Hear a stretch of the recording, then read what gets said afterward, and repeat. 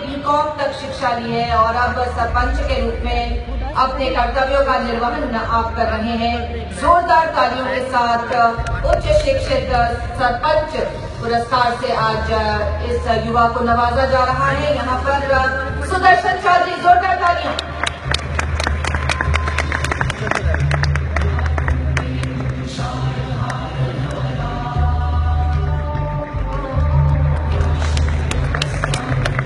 छोटा सा संदेश।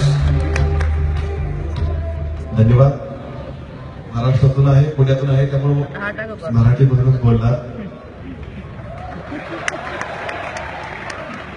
सुरुवात करूया आपण। भारत माता की। युवक वाटत नाही, आपण आवाज गेला पाहिजे आपला काश्मीर पासून कन्याकुमारीपर्यंत। भारत माता की जय भवानी। धन्यवाद।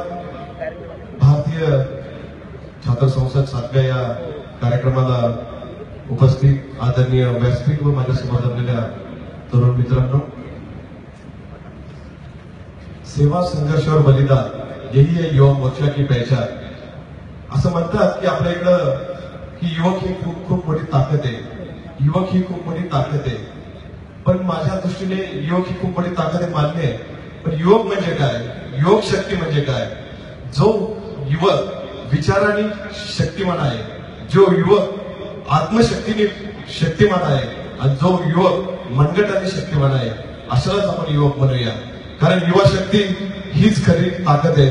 आणि मला इथं बोलवलं, आदरणीय राहुलजी असतील, डॉक्टर कराड साहेब असतील, आपण सन्मानित केलं आणि सरपंच पदाला एक विशिष्ट उंचीवर नेऊन ठेवलं।